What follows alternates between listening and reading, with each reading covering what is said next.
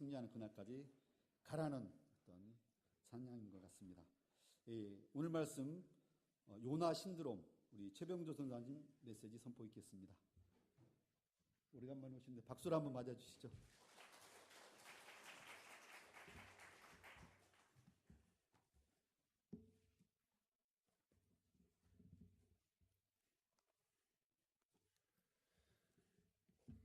네, 함께 잠깐 기도하겠습니다. 고마우신 주님, 참 감사합니다.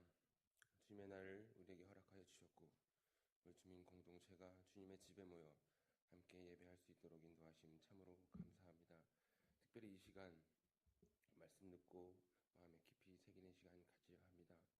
부족한 종 이 단에 세우셨으니 주님께서 인도하여 주시고, 전하는 자나 듣는 자나 서로가 은혜가 되게 하시고, 사람의 말로 듣지 않도록 주님 인도하여 주시옵소서. 처음과 끝을 주님께 맡깁니다. 감사드리며 예수님의 이름으로 기도드립니다. 아멘. 네, 옆에 계신 분하고 인사를 한번 했으면 좋겠습니다. 그리스도의 평안을 빕니다.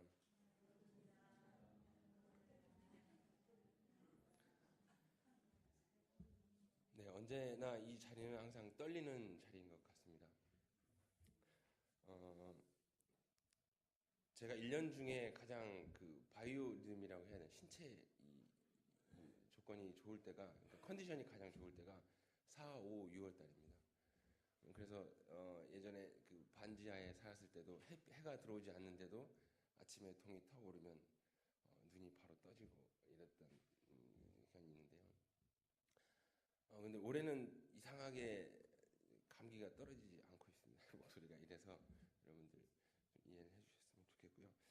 지난번 작년 언젠가요? 제가 설교를 한번 한 적이 있는데 청년분들이 저한테 이런 얘기를 하시더라고요. 전사님 너무 국어책 읽는 것처럼 따다다다다 이렇게 해서 좀 그랬다라고 해서 제가 속으로 다짐을 했습니다. 다음번 설교에 기회가 있으면 무선 마이크를 들고 부흥 강사처럼 뛰어다니면서 하겠다 그랬었는데 하느님께서 잔소리하지 말고 네 스타일로 해라 라고 해서 감기를 주신 것 같아요. 농담입니다. 여러분들 신드롬이라는 이야기를 많이 들어보셨을 겁니다. 사전에 찾아보니까 어떤 공통성이 있는 일련의 병적 징후를 총괄적으로 나타내는 말, 뭐 우리말로 하면 증후군이라고 하더라고요. 뭐 여러 가지 증후군들이 있죠. 우리 사회에 뭐 의학적이든 심리적이든 뭐 사회적이든 성년이 되어도 어른 사회에 적응을 할 수 없고 어린아이와 같이 사는 남성들의 이 증후군을 피터팬 신드롬이라고 들어보셨죠? 그리고 인터넷을 접하면서 인터넷을 하지 않으면 뭐 손이 떨리고 막 이런 것들 인터넷 신드롬이라고 하고, 또 모든 일을 완벽하게 하려다가 지친 여성이 나타내는 슈퍼우먼 신드롬, 이런 것들이 있을 겁니다. 또 사회적으로는 뭐 연예인들을 따라하려고 하는 뭐 그런 신드롬도 있을 거고요. 여러분들 뭐 어떤 의학적이든 뭐 사회적이든 이런 정의를 뭐 정확히 내리기보다는 여러분들이 그냥 알고 계시는 그 신드롬에 대해서 오늘 성서 말씀을 가지고 함께 이야기를 해보려고 합니다. 오늘날 우리들은 다양한 사람들과 문화, 종교, 정보의 홍수, 신념 속에서 살아가고 있습니다. 각각의 문화와 생각과 신념이 다르기에 충돌을 피하기란 또 쉽지 않을 것입니다. 아니, 이해조차 되지 않아서 담을 쌓아버리는 경우도 많을 거라 생각이 듭니다. 특별히 우리 그리스도인에게 이러한 모습, 담을 쌓아가는 모습, 또 이해하지 못하는 모습이 있다면 어떤 것이 있을까요?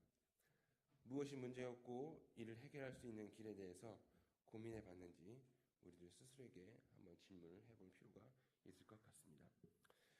오늘 우리에게 주신 하늘 말씀인 요나서는 특별히 그리스도인이 가질 수 있는, 아니 이미 갖고 있을 수 있는, 아니 이미 가지고 있는 두 가지 모습에 대해 이야기를 하고 있습니다. 이 시간 함께 은혜를 나누고자 합니다. 여러분 잘 알고 계시다시피 요나서는 몇 가지 이야기들로 구성되어 있습니다. 어렸을 때부터 우리 요나서 이야기를 많이 들었었죠. 하나님께서 요나를 부르셨고 요나가 도망가였고, 물고기 이야기와 다시 요나를 부르심, 그리고 질투하는 요나, 그리고 그런 요나에게 하느님이 주시는 교훈으로 맺어지고 있습니다. 요나는 어떤 사람이었을까요? 저 스스로 한번 상상해 보기에는 물고기 뱃속에도 들어가야 했으니까 아마 조그마한 사람이 아니었을까. 별 재밌지 않은 것 같아요. 요나는 어떤 사람이었나? 무엇보다도 요나는 신앙인이었습니다. 그는 여로보암 2세 시대에 활동한 예언자였고 신앙 고백문 형태로 표현된 역사적인 신앙을 잘 알고 있는 그러한 사람이었습니다. 그는 찬양의 기도이건 항변의 기도이건 간에 관계없이 어떻게 기도해야 되는지를 아주 잘 알고 있는 사람이었습니다. 또한 그는 화를 내는 문자적으로는 무엇인가에 대해서 열받을 줄 아는 그런 신앙인이었습니다. 이런 요나에게 고민거리가 생깁니다. 하고 싶지 않은 일이 생겼던 것입니다. 바로 하나님께서 니느웨로 가라고 명령하셨기 때문입니다. 왜 요나는 니느웨로 가기를 망설였을까요? 하나님의 말을 전하는 예언자라면 그곳이 어디든 마땅히 가야 했지만 고민하고 결국은 도망쳤던 그 이유가 대체 무엇일까요? 그렇다면 과연 니느웨라는 곳은 어떤 곳이었길래 요나는 그리도 그곳을 가고 싶어하지 않았던 걸까요? 당시 니느웨는 다른 지역과는 달리 전제주의, 야만성 그리고 호전적인 태도로 가득 찬 중심지였습니다. 니느웨는 전통적으로 동방의 거대 권력이었습니다. 니느웨는 교만한 아수르 제국의 수도였으며 유대인들은 아수르인들을 증오했고 아수르를 이스라엘의 가장 흉측한 적국으로 간주하고 있었습니다. 왜냐? 역사적으로 아수르는 이스라엘에게 많은 해를 입혔기 때문입니다. 아수르의 지배자들은 여러 팔레스틴을 침공하였고 유다 왕국은 파괴되었습니다. 유대인들이 살해되었고 다른 많은 이들은 포로로 끌려갔습니다. BC 721년의 일입니다. 그러므로 아수르인들은 유대인들에게 있어서 아주 특별한 적들이었던 것입니다. 그런데 하나님께서는 당신의 종으로 하여금 이스라엘의 철천지 원수인 니느웨에 가서 니느웨에 임박한 심판을 경고하고 회개하라고 외치라고 명하시는 것이었습니다. 이런 상황에서 요나의 망설임, 아니 명령을 거부하고 도망하는 것은 어찌 보면 당연한 일일 수도 있습니다. 그는 니느웨로 갈 사명을 부여받았습니다. 그러나 그는 그 책임으로부터 벗어나고 싶어 했습니다. 왜냐? 니느웨가 회개하면 하느님의 심판이 그곳에 임하지 않으리라는 것을 알았기 때문입니다. 요나는 이번 기회를 통해서 니느웨가 완전히 멸망함으로써 다시는 이스라엘의 외적이 침입을 받지 않기를 바라는 마음에서 하느님의 명령을 거부하였던 것입니다. 요나가 하느님의 낯을 피하기 위해서 다시스로 도망한 것이 아니라 니느웨가 하나님의 심판을 받아 멸망되기를 바랬던 것이 가장 근본적인 이유였을 것입니다. 그러나 요나는 도망하는 배 위에서 예비된 풍랑을 만나고 바다에 버려지게 되어 죽음의 깊은 곳에 떨어지게 됩니다. 그러나 하느님은 물고기를 통해 자신의 죽음에서 건지신 하느님의 섭리를 깨닫게 합니다. 그리고 그곳에서 하느님을 찬양하고 명령을 따라 요나는 니느웨로 가게 됩니다. 또한 그곳에서 하느님의 심판의 날이 가까웠음을 선포하게 됩니다. 예언자로서 요나는 자신의 본분을 충실히 이행을 했습니다. 그럼에도 불구하고 하반절에 보면 요나는 다시 화내며 하느님께 불만을 토로합니다. 화가 났습니다. 그가 예언자로서 자신의 명성이 니느웨 구원으로 인하여 손상되었다는 것 때문에 화낸 것일까요? 그러나 아마도 그의 기도야말로 그가 화를 낸 보다 깊은 이유가 무엇인지를 잘 보여줄 것입니다. 그러나 아수르 사람들이 절반의 기회밖에 가지고 있지 않음에도 불구하고 회개할 것이라는 것을 예감하고 있었습니다. 또한 그는 하느님께서 그들을 용서하실 것이라고 생각을 했습니다. 바로 여기에 문제가 있었습니다. 만일에 아수르 사람들이 하느님의 사랑의 안에 있다면, 아수르 사람들이 하느님의 사랑 안에 있다면 요나는 차라리 그 사랑 밖에 있기를 원했던 것입니다. 그런 요나에게 하느님께서 박넝쿨을 통해 자신의 우주적 사랑을 보여주십니다. 여러분들 요나 이야기를 잘 알고 계시죠? 요나의 그림을 한번 상상해 보십시오. 도망가다가 배를 타고 물속에 들어가서 물고기 뱃속에 있다가 다시 나와서 또 니느웨에 가서 그 심판이 임박했음을 요나가 예언자의 삶을 그 온몸으로 받아들여서 여러분 심판이 회개하십시오 이렇게 했을까요? 제가 요나였으면 니느웨에 가서 아마 복화서를 썼을 것 같습니다. 심판이 이렇게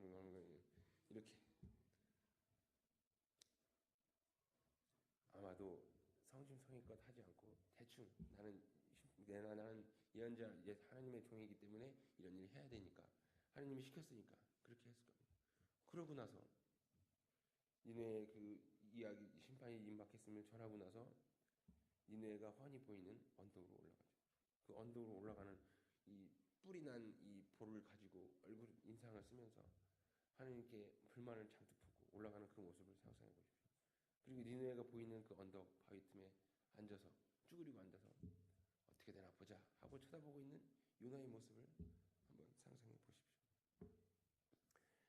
주님께서 말씀하셨다. 내가 수고도 하지 않았고 내가 키운 것도 아니며 그저 하룻밤 사이에 자라났다가 하룻밤 사이에 죽어버린 이 식물을 내가 그처럼 아까워하는데 하물며 좌우를 가릴 줄 모르는 사람들이 12만 명도 더 되고 짐승들과 수없이 많은 이 큰 성읍 니느웨를 어찌 내가 아끼지 않겠느냐. 오늘 말씀 10절에 11절 말씀입니다. 하느님은 요나에게 뿐만 아니라 이스라엘 백성에게 처음부터 맡겨주신 사명을 감당하도록 다시금 말씀하고 계신 겁니다. 다시 말하자면 지금 오늘날을 살고 있는 수많은 그리스도인에게 우리들이 감당해야 될 사명이 무엇인지를 요나서를 통해 끊임없이 오늘날까지 일깨워주고 계신 겁니다. 요나가 누구입니까? 요나서를 읽는 우리들은 이 이야기에 나오는 배 위의 선원들이나 니느웨 사람들과 절대로 같은 인물이다. 동일시하지 않을 것입니다. 요나야말로 무대 위에 있는 우리들의 사람이요 우리들의 대표자이기 때문입니다.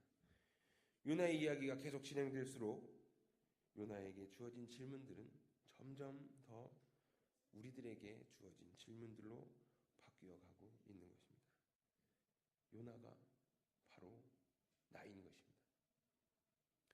내 신앙 안에 갇혀 내 신앙 안에 하느님을 가두고 하느님께서 우리를 통해 보여주고자 하신 그 뜻을 우리는 우리 마음에 들지 않는다고 외면하고 있지는 않은지 우리들 한번 생각해 봐야 될 것입니다. 오늘 말씀은 다시금 우리들에게 질문을 던집니다. 당신은 요나라는 인물이 바로 자신을 뜻한다는 사실을 알고 있습니까? 당신은 자신 안에서 요나 신드롬에 해당하는 징후들을 느끼고 있습니까? 우리는 요나 신드롬의 징후들을 예수께서 말씀하신 두 가지 비유 속에서 발견할 수 있습니다. 포도원에서 하루 종일 일했던 자들은 마지막 순간에 고용된 사람들이 자기들과 동일한 임금을 받자 불평을 늘어놓았습니다. 이 비유는 포도원 주인이 던진 다음과 같은 질문으로 끝을 맺습니다. 내가 선함으로 내가 악하게 보느냐? 다른 비유는 두 아들을 가진 사람에 관한 이야기입니다. 낭비벽이 심한 아들이 집에 돌아와 잔치 자리에 참여하자 큰 아들은 축하 잔치에 참여하기를 거부합니다. 그는 아버지의 관대함에 대해서 잔뜩 불만이 사로잡힌 채 밖에 머물므로써 요나 신드롬의 징후들을 보입니다. 니느웨는 어떻습니까? 니느웨 사람들은 세상 사람들이요 외부인들입니다. 그러나 니느웨 사람들은 회개하며 성읍 안에 있는 모든 폭력을 제거합니다. 세상 사람들에게서 발견되는 이 칭찬할 만한 모습은 우리들에게 두 가지 교훈을 던져줍니다. 첫째는 하느님의 사람들이 세상 사람들에게서 가르침을 받을 수 있다는 것입니다. 누가복음 16장에서 예수께서는 이 세상 사람들의 영악스러움을 칭찬하시면서 자신의 제자들이 그들에게서 배울 수도 있을 것을 지적하신 적이 있습니다. 둘째는 하느님의 말씀을 진지하게 들으려는 세상 사람들의 모습은 교회의 선교적 사명이 어떠해야 하는지 상기시켜 줍니다. 이사야는 이스라엘은 세상 모든 나라들에 대하여 빛이 되라는 사명을 받았음을 전하고 있고, 예루살렘의 멸망을 예견하고서 탄식하는 예수의 모습은 예루살렘 거주민들을 향한 하느님의 사랑을 단편적으로 보여주고 있습니다.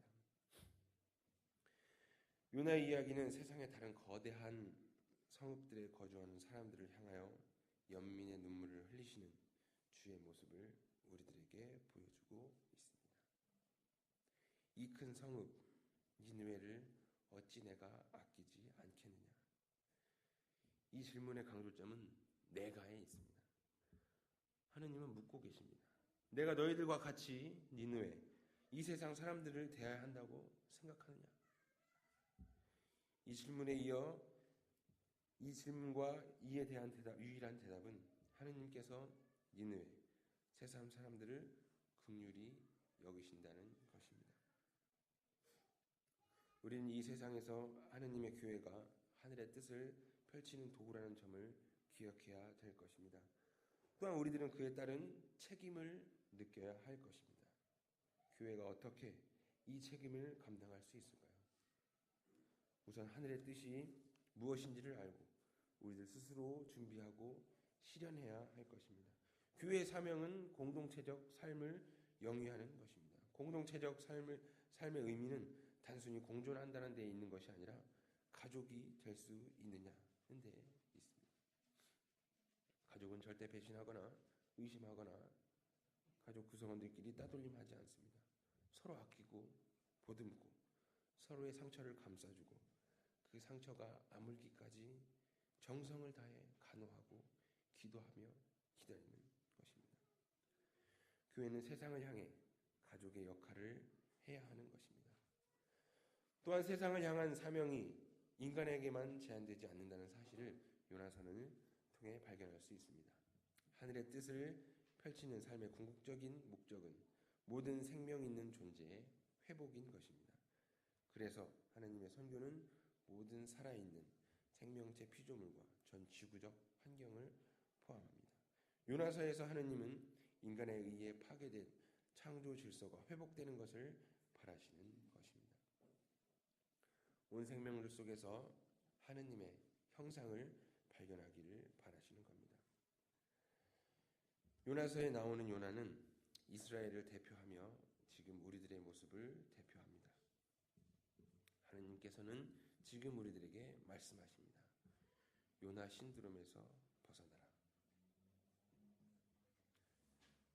오늘 아직도 많은 그리스도인들이 요나가 가졌던 배타적이며 국수주의적인 관념으로 신앙생활을 하는 것을 볼 때 요나서는 하나님의 사랑은 모든 인류에게 보편적으로 향하고 있으며 비록 하나님을 믿지 않는 사람들이라 할지라도 하나님의 가능성은 열려 있다는 것을 지적해 주고 있습니다. 아버지 되시고 어머니 되시며 형제 자매인 주민 공동체 여러분, 요나서를 통해 우리 그리스도인이 우리 신앙 공동체가 해야 할 하느님의 뜻을 알 수 있습니다. 이 우주적 사명을 감당하기 위해 우리는 이곳 태평동락에 들어와 앉아 있는 것일 것입니다. 태평동락을 통해 주민 공동체가 신앙의 한 가족으로 세상을 향해 외쳐야 할 것입니다. 그에 앞서 우리들 스스로도 한 가족임을 깨닫고 서로의 아픔과 짐을 나눌 수 있어야 하겠습니다. 오늘 우리가 할 일은 배타적으로 그리스도인이 아니면 구원의 가능성조차 생각하지 않는 폐쇄적인 사고에서 벗어나 오늘날의 이방 선원들과 이방의 니느웨 백성들에게 하느님의 메시지를 선포하는 것입니다. 지금 이렇게 하느님은 우리들에게 말씀하고 계십니다.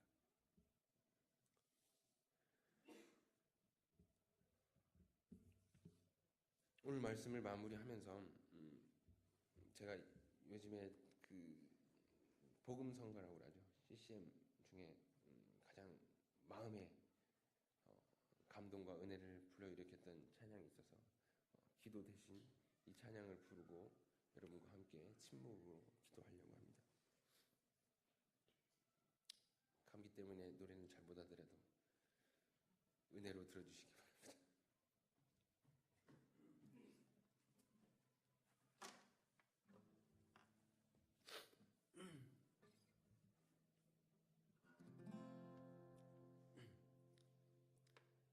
가사를 좀 띄워주시죠.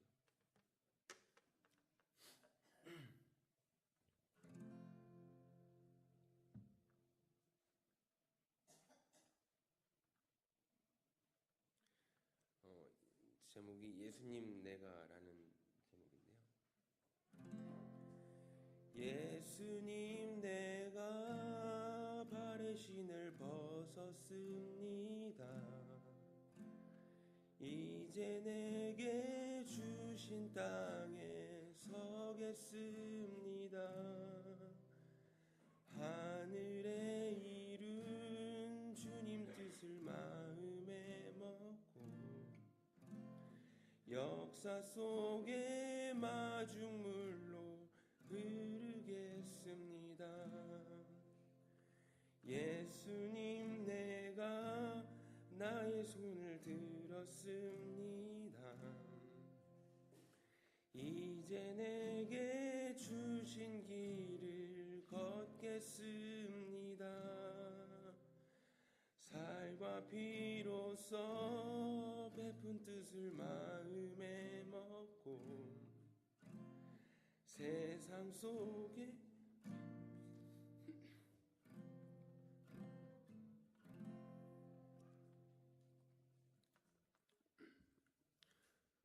잠시 침묵으로